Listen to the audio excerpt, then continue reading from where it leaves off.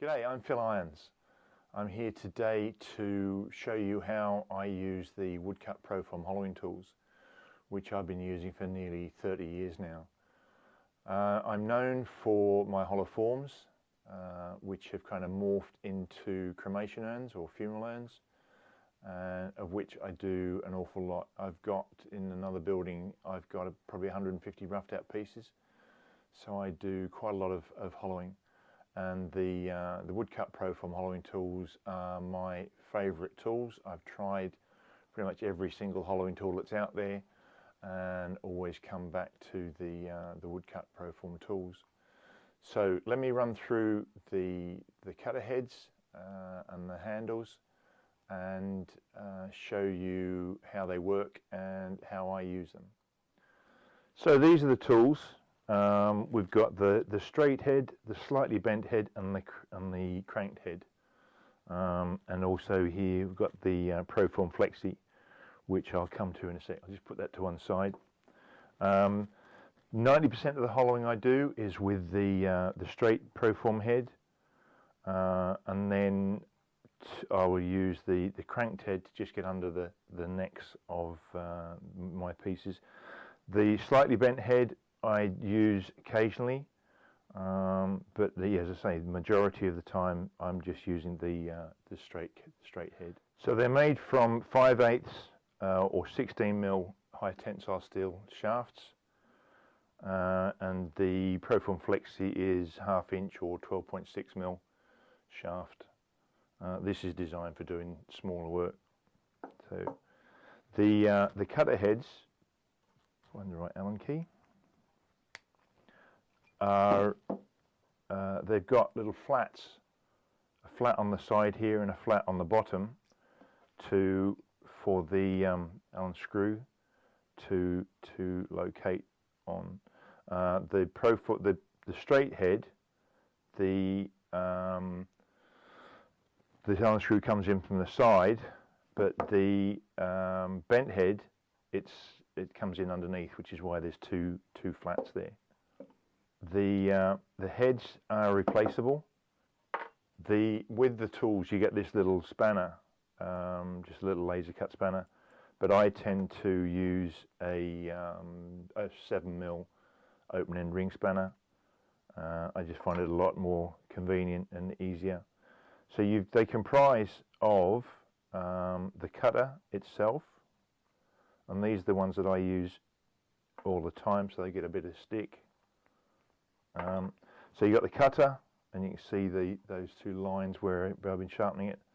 The little adjustment screw here, the cover plate, or the chip limiter, for want of a better term. If we can get back on there. Now I tend to think of these as like a spoke shave for turning.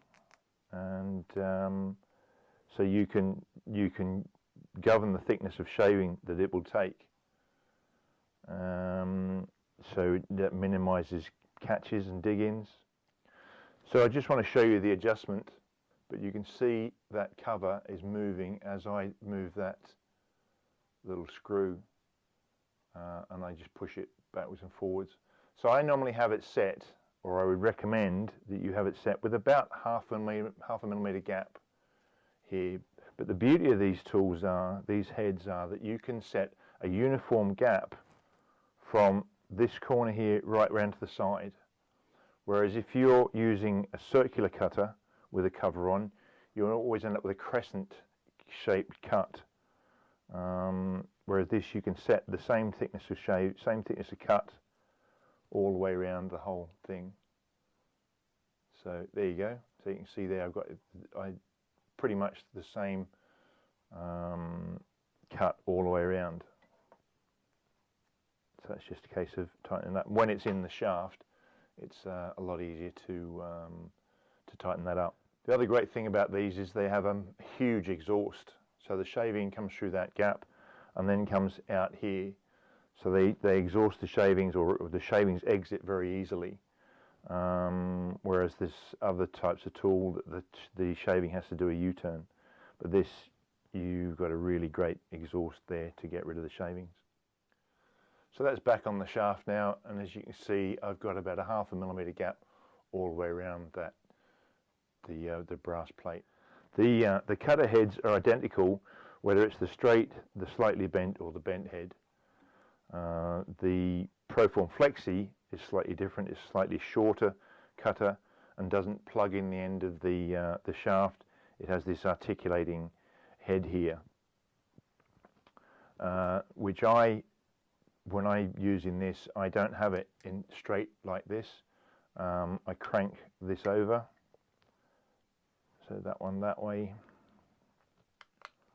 that one round there, and I have this set so that the cutting edge is in line with the shaft of the tool, or it's just down the side, but I can just adjust that so that it's in line with the center of the shaft. There we go.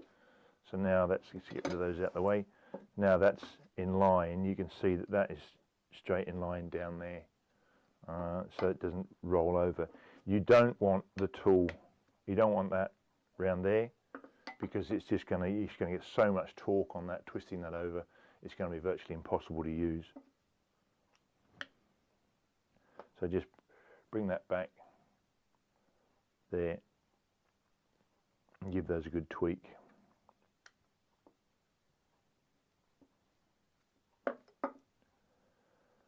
So that's the Pro-Forme Flexi. The bit of blue tape on here is a guide as to how deep I am in the piece. When I'm hollowing, I put this bit of tape here so I know where when I've got to the depth I want in the hollow form.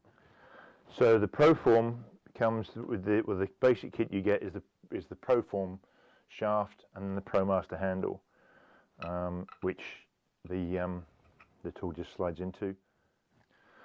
So the Pro-Forme, any of the Pro-Forme tools come with the ProMaster handle, or the basic kit you get is I think it's called the Pro Kit 1, which is the handle and the straight head. They're held in with grub screws, and these have got little brass pellets on the bottom of them, so that they don't damage the shaft. I think they're 4 mil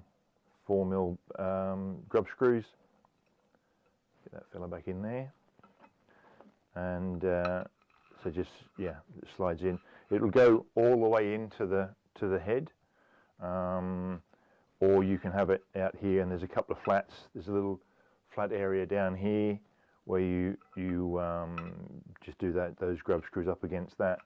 I tend to use it with the head protruding about that far from out of the handle. You can see on the bottom here where I'm using it down here. The reason for doing that is that it makes the tool very, very rigid. But I do have to put an extension on the end of this handle, and what I've done is I've got had an adapter made up to go into an arm brace handle, so that it's really comfortable for me. This is actually a John Jordan arm brace handle with an adapter on there, so it gives me an awful lot of control with that. The Pro-Forme Flexi comes unhandled, but they do the twin collet handle, which this is the 12.5 mil or 1/2 inch. They do a 10 mil collet, so you can use it as a bowl gouge handle as well. Now this, I have it set, depending on the depth of the piece I'm using, but I've got that set, well, you can set it wherever you like. But what I do with that to give myself a lot more control is I've got an extension handle here that just plugs in the end, and that means I can have the tool have a lot more control of the tool, because I've got this beside my body, but I'll come to that a bit later on when I start doing the hollowing. So that's how they come. As I say, they're my favourite hollowing tools, and I've been using them for quite a few years.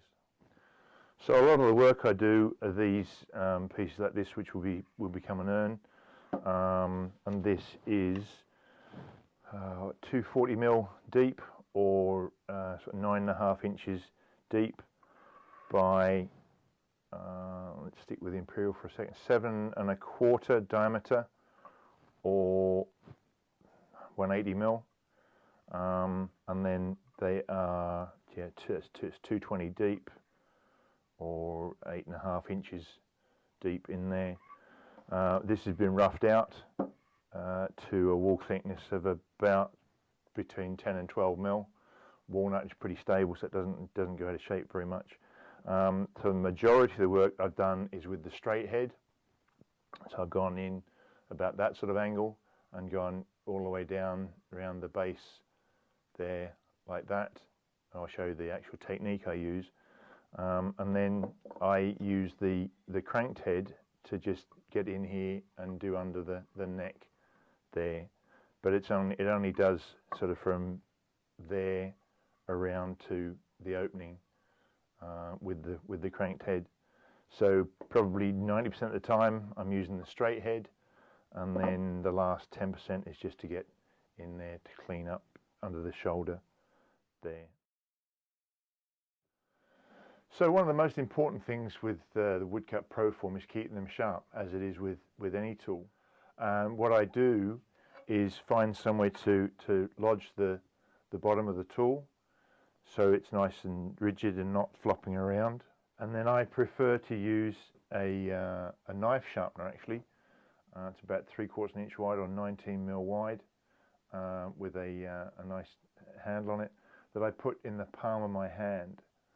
And then I've got a lot of control with this tucked into my body, the shaft tucked into my body, and using the fine side of this, I just gently go up and down the face diagonally. And because it's a long tool, I find it a lot easier to keep the file flat. I find it a lot easier to do that with this than I do with the credit card, this sort of standard credit card. It's too easy to roll that, whereas the longer one, it's a lot easier because it's just part of you. So that's how I keep mine sharp. If this is the first time you're using the Woodcut Pro-Forme, I suggest creating a very simple shape with a fairly wide opening, rather than trying to go through a small opening and get inside. So what I'm going to show you is that simple shape. This is a piece of walnut. The tree's been down about, I don't know, 6-7 years. It's 6.5 inch diameter by about 8 inches long. And so I'm going to create this simple shape from this chunk.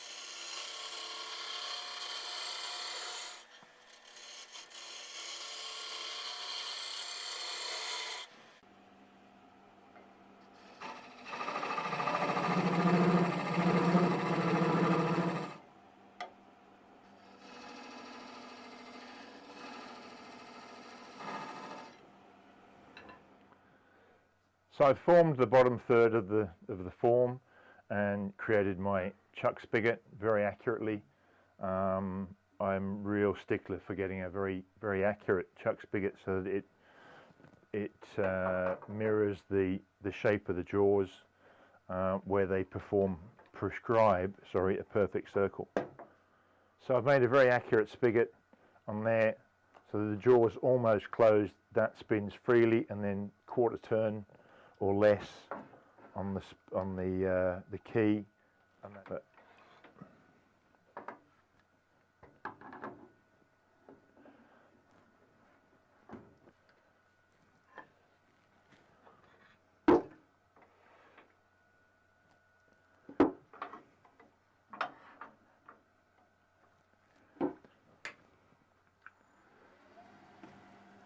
and that runs nice and true with a really accurate spigot. Create a little divot in the end here for the tail center to, well, it serves two purposes. One for the tail center to come up into, and I only ever use a cup center and never use a cone center. That just goes up in there. The other reason for that is that it's, when I come to drill the depth hole, it gives me something to locate the drill with.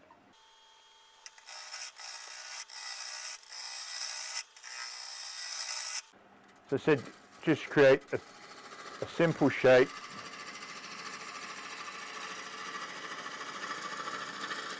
Can still be really elegant.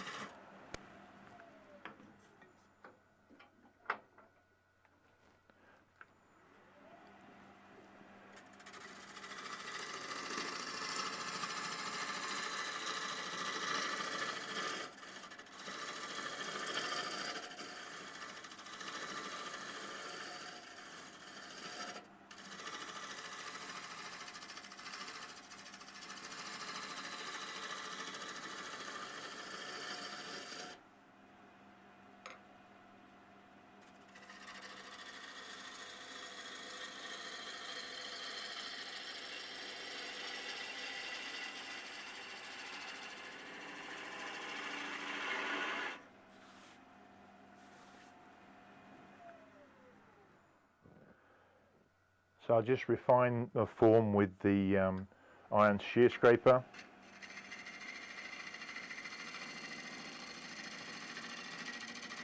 Set that up at about 45 degrees, and I can pull that round and get a really good finish and form straight from the tool. A little bit of a bump there.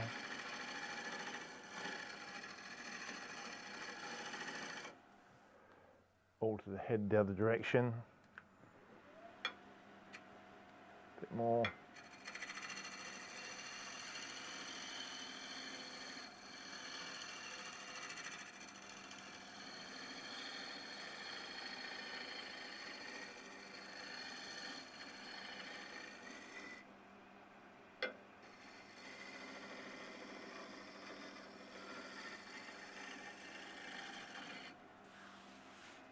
Feels good. Got a really simple form that's going to be easy to hollow. As well as having a simple shape, another thing that makes life a lot easier is to know where you are in the piece and to have a depth hole. There's various different ways of getting there, either with a some people use a Forstner bit in a Jacob's chuck. So you can use a spindle gouge for shorter pieces. I tend to use, I've got an auger with a bit of tape here to show me the depth I'm going to get to, and with the piece spinning, not at a crazy speed, but the piece spinning, I can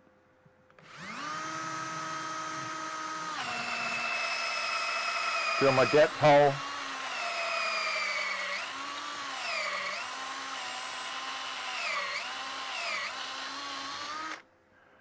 Very easily, so that I know that that's my depth in there. It just makes life so much easier. So it doesn't matter whether you're using the Pro-Forme or the Pro-Forme Flexi. You want the cutter to be cutting on center line. So you can see I've drawn one there, and I've got that. So the cutter, so the cutting edge is dead on center line, not the top of the brass plate. It makes a big difference. If it's too high, the wood is going to come in and rub the brass plate and the same if it's too low, it's going to rub the bottom of the cutter. So you want it cutting on centre line. It's especially crucial when you're starting off right in the centre here, because you're on a very small radius. So let's get started. So speed is around sort of what's that, 700 RPM, and I've got the tool tucked into my side, and I just do little arcing cuts. Don't try and do the whole face the first time. So you're just doing these little arcing cuts and working your way down the centre.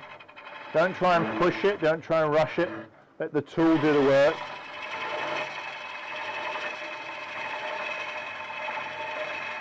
And you can say that's taking some really big shavings out. When I get to the centre, I want to really slow it down.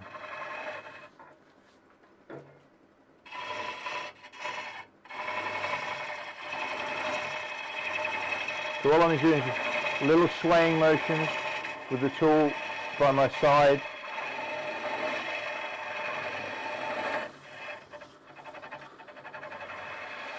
And this walnut is cutting really nicely with a nice sharp tool.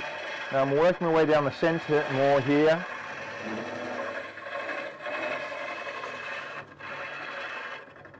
But still, and then finding that drill hole.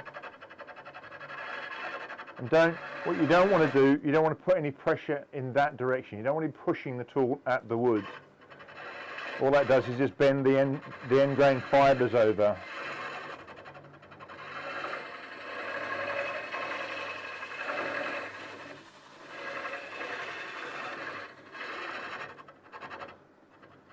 So finding that centre again.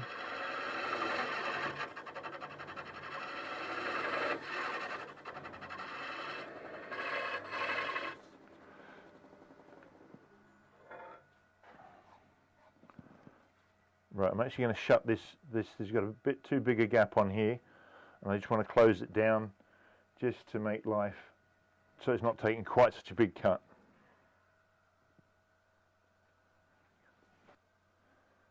So I've closed that down, and now it'll give you a better idea .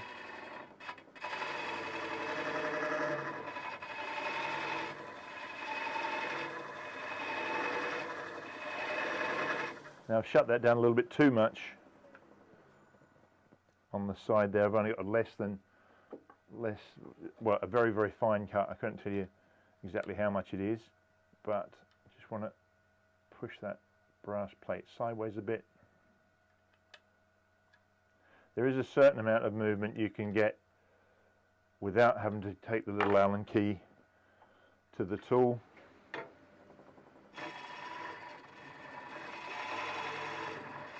And I don't roll the tool into the cut. Some people say you should roll the tool in.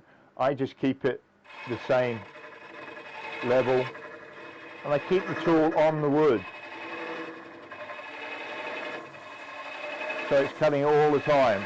You can hear it rather than see it. Let's get rid of a few shavings. So make that little cut there, come back.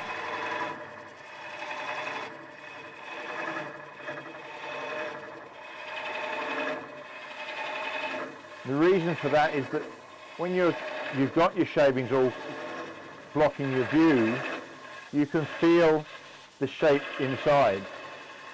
A lot of the time, once you get experience with this, you'll be working by feel rather than sight, because you can't see in there. So by doing this little arcing method, these short movements, it's very easy to control the tool, and you're staying in contact with the surface and developing a feel for where the tool's cutting.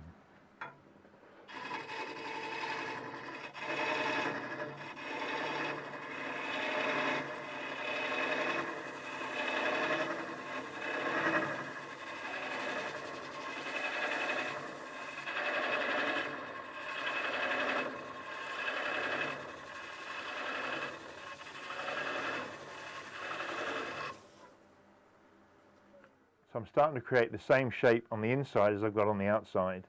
It's a bit bumpy in there at the moment, but I'm nowhere near the finish wall thickness. Having a swivel head lathe makes life a lot easier.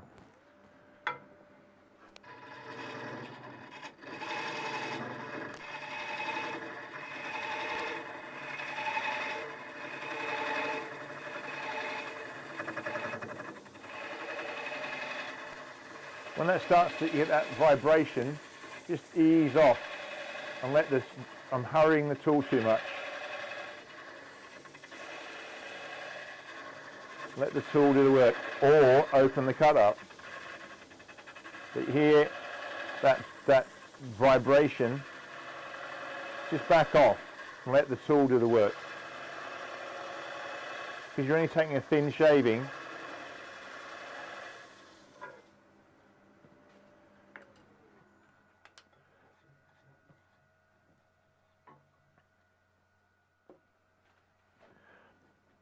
So what I do is get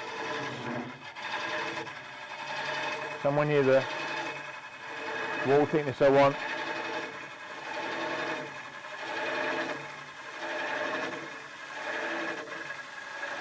By doing these just tiny little arcs, it's a lot easier to visualize where you are, and it's a lot easier to control the tool. If you're making great big sweeping arcs, it's very difficult to control the tool, and you don't really develop a picture of where you are.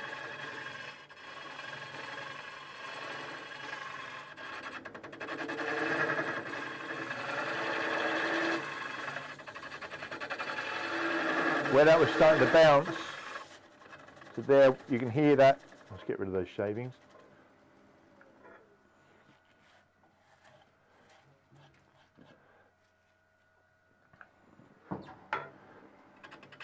So where you can hear that bouncing, if I push hard, it's just going to carry on.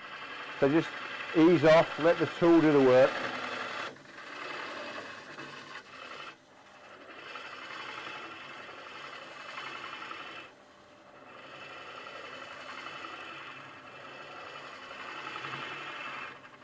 And sometimes when it's cutting really well, it hardly makes any noise at all. So just finding that center again.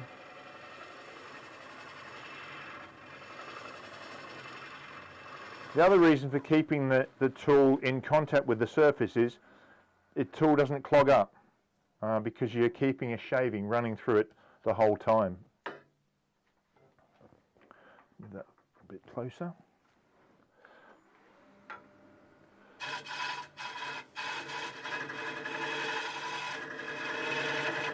So now I'm getting somewhere near the wall thickness I want. Again, for your first piece, don't try and go silly thin. Go for something like about, what I'll be aiming for, 7, 8 mil, something like that. Just so that you're not worried about going through the side. It also depends how wet the wood is and what it is.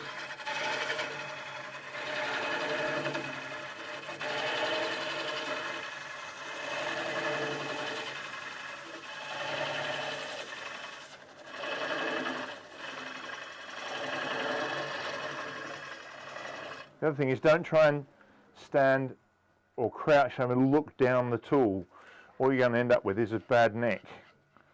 Stand up, keep you as upright as you can, and just work the tool down the piece. And now I'm doing really light, delicate cuts.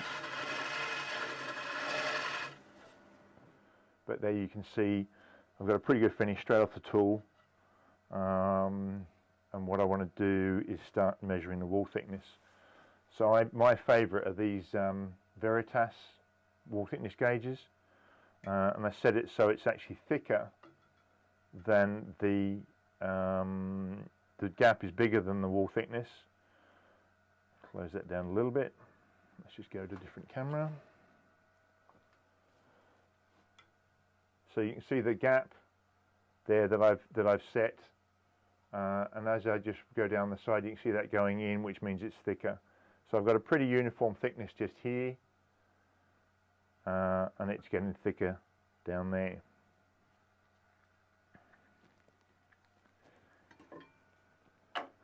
At this stage, I put a little chamfer on this top edge here. Put a little chamfer on there with my bowl gouge, just with it, the flute facing the piece. Just do little arcing cuts.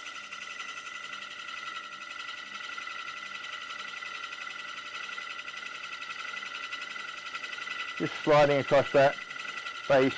Really safe way of doing this, because you're not putting any pressure on the wood or that opening. So you see the tool is really closed up there. Let's just go to the overhead camera. There we go. So that's really closed up. Just putting that little chamfer on that top edge. So now I can carry on down there and progress down the piece.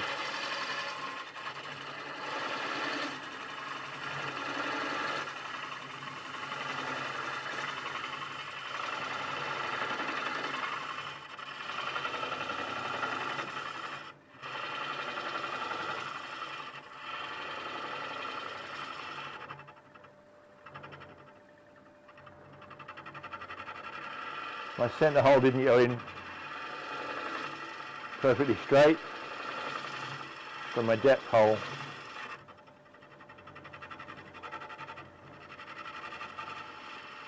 If I just let the tool eat that away,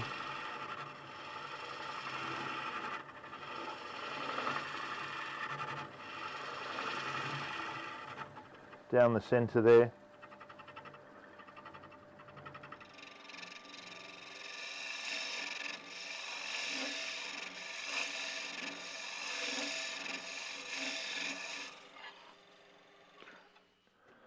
So this is the Irons Tool Gate.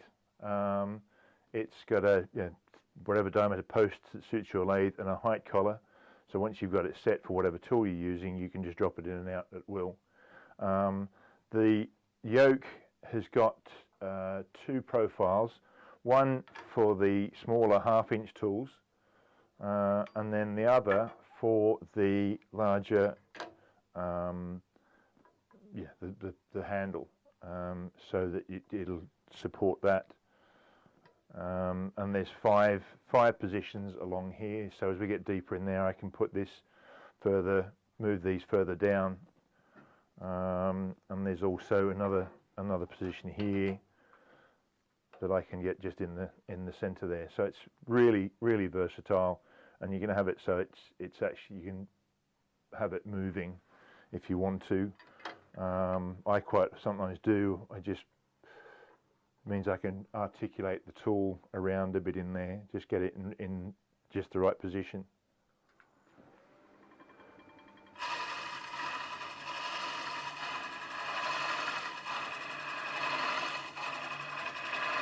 So it's not for pivoting against, it is just a support. If you use it as a fulcrum, you're going to create those ribs inside. So when you hear that vibration, just slow the tool down, slow your traverse down.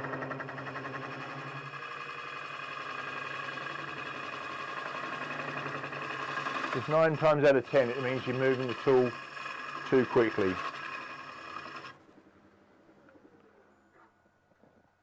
Stop when I have a clear out. Good idea to have a measure up as well. Head. So no, it doesn't really help, does it? Trying to get so you guys can see. There you go. So you can see the gap getting smaller as the wall thickness gets thicker down there.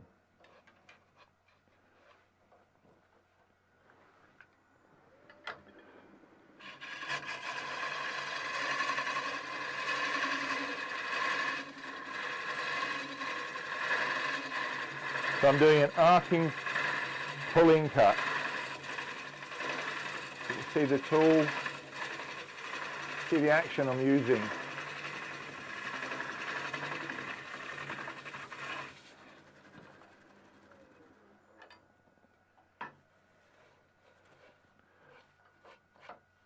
And that's just what the technique I use for getting to the wall thickness.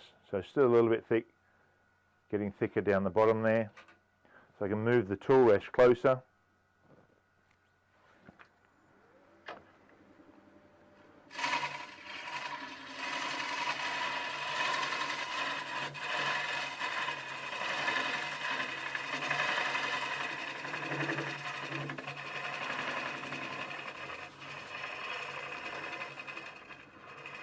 So at this stage I need to take more out of the base. So I'm down to about a third of the way down the piece, or a little, yeah, about a third of the way down the piece, with the wall thickness pretty uniform down there now. Now if you're looking to really refine the inside surface, you can swap the cutter out of the bent head, if you've got the bent head, for the little scraper head that just drops in place of the cutter.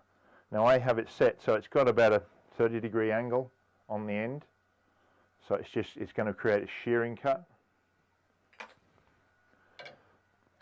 So because of the grain orientation here, I'm just going to go down that wall.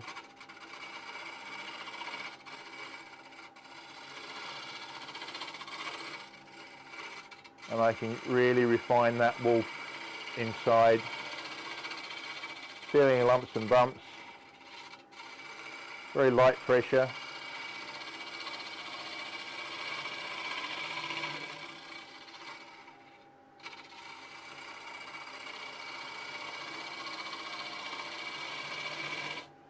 Just a few soft strokes down there, get a really nice clean finish in there. Something that's really easy to sand if you want to sand the inside. A little bit of a bump just there, so I can get rid of that.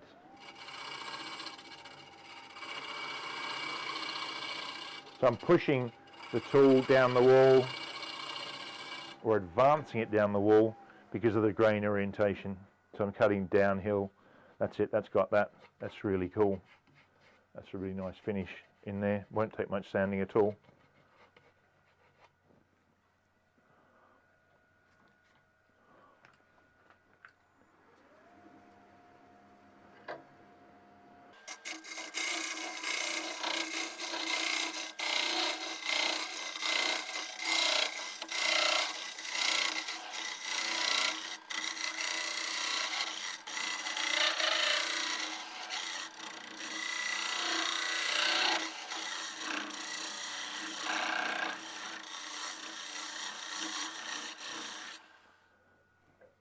So now I'm just trying to establish where it is.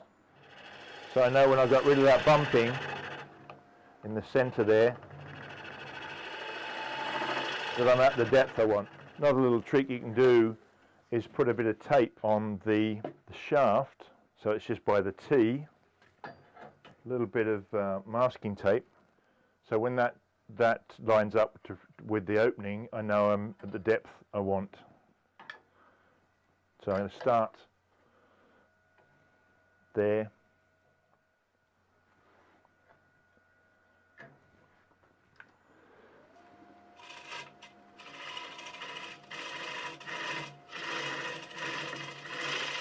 So you can see I'm doing that arcing pulling cut. I'm not just cutting to this, not just cutting across to the side.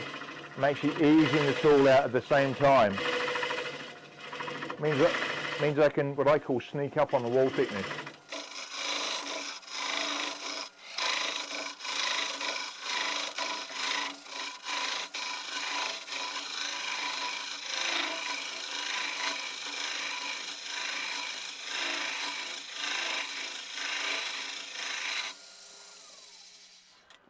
And have a measure up for wall thickness. Yeah, so it's pretty good down to, so about halfway down, I've got a really even wall thickness now, and it's just getting thicker down there. Where you've got to be careful is when you get down to here. You've got to be careful. This is where you're going to bust a piece like this. You'll come through the side here, which is where doing this arcing cut that I've been describing will help you not go through the side. Takes, like any tool, takes a bit of practice to get used to, but they are brilliant tools.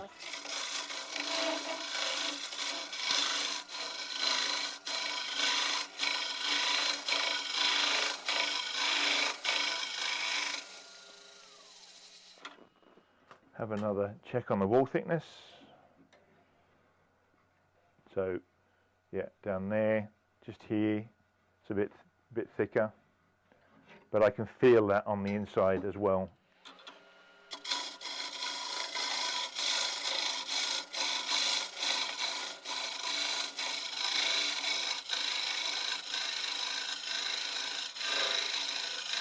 Now I'm working across to that well, so have a look at the wall thickness.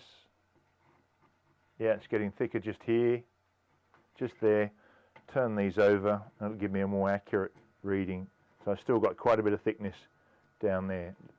I can just feel where that bit is in the bottom, the bottom of the well that I created. I can feel where that is with those.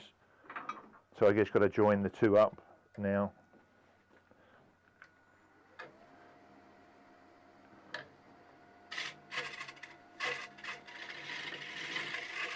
So I can feel that bump.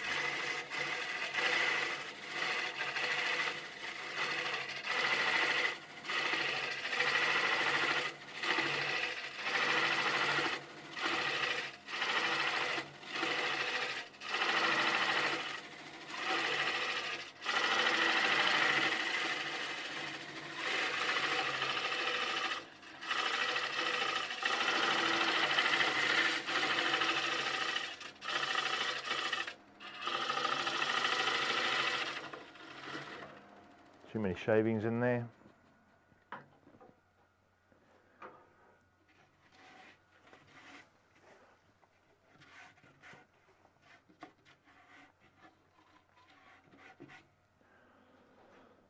Have a measure up. Can you guys see there? Yeah. So down there, turn that over. And I've got a very, very uniform wall thickness all the way down that. A few little bumps, but nothing to really cause concern. And I can get in there with that, with the shear scraper or the little scraper head on there and clean them up. So now what I'll do is, to do the bottom, rather than trying to pull it towards me, I tend to have it flat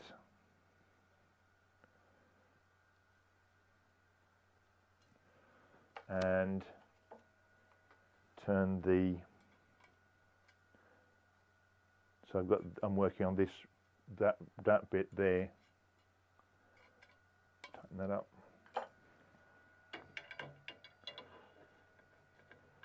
That's it. And then I can just roll the tool over a little bit to get a shearing angle.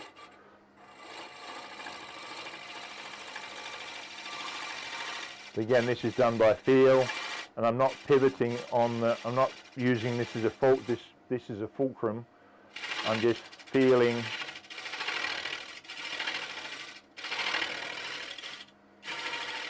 So I can feel that high spot there.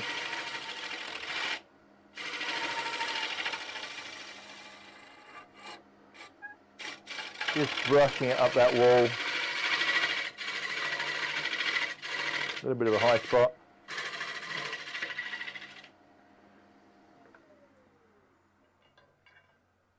So that's that done.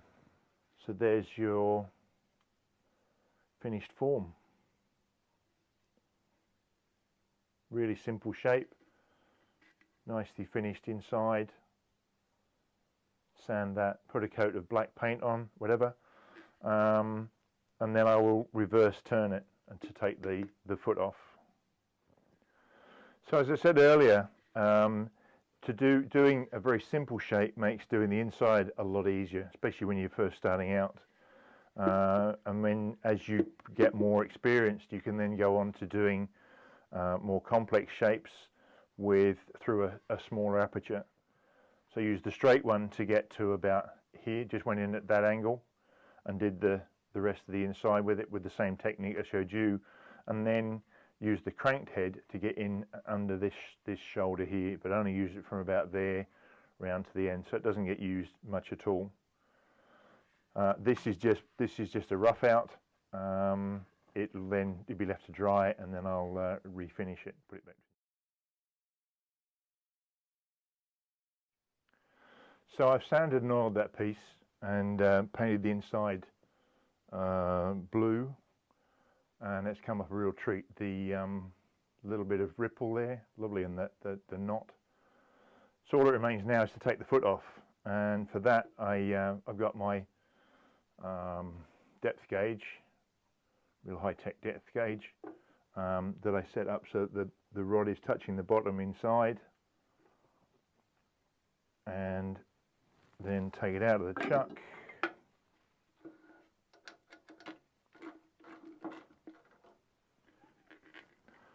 Turn it upside down, and then with the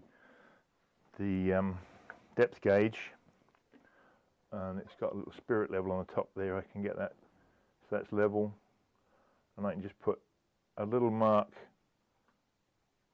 there, just a tiny little white mark, you probably can't see it, with my Chinograph pencil, so I know exactly where my interior depth is. And then it's just a case of putting it between centres. I've got this cup chuck here, or a re-chucking chuck, which is several thicknesses of MDF with some closed cell foam inside it. I'd left the tail centre mark there. Just wriggle it into place, nice and true. And then with my favourite bowl gouge that I, is my go-to tool.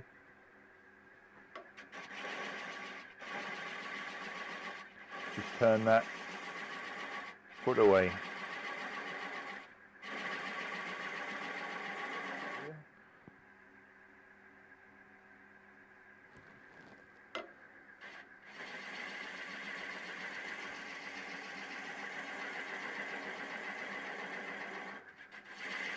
Now it might seem overkill me using this 5/8 bowl gouge to do this, but it's my go-to tool, and it's like an extension of me, so I know exactly what it's going to do. If I was to pick up a spindle gouge, which I'm not familiar with, muscle memory wise, because I haven't been using it all day, I will have a catch immediately, and you do not want a catch at this stage.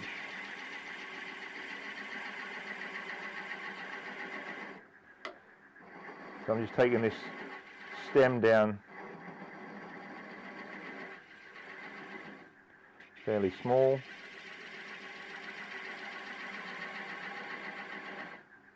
Now I want to put a recess in the bottom of this.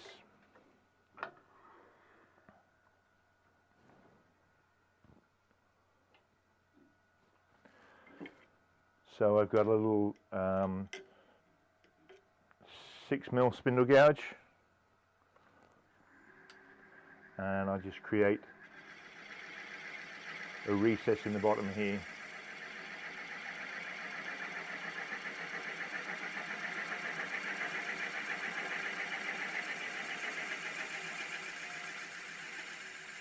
Just put a nice little curve in there, nice and simple to sand, and I know that I've only taken about 2 or 3 mil depth there, and that's right in the center, so I can come down here, just come across that base, take my time, cut it really cleanly, check that it's nice and level there. Yeah, take a little bit more out of that.